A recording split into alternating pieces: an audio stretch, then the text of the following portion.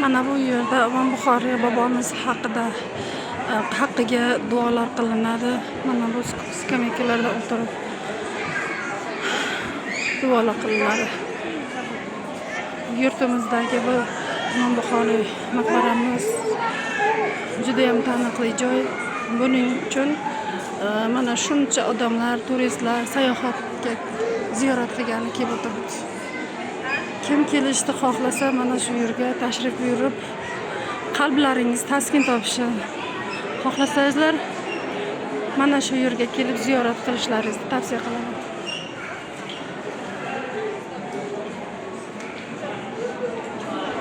Mana bu joyda Imom Buxoriy bobomizning qabrlari joylashgan.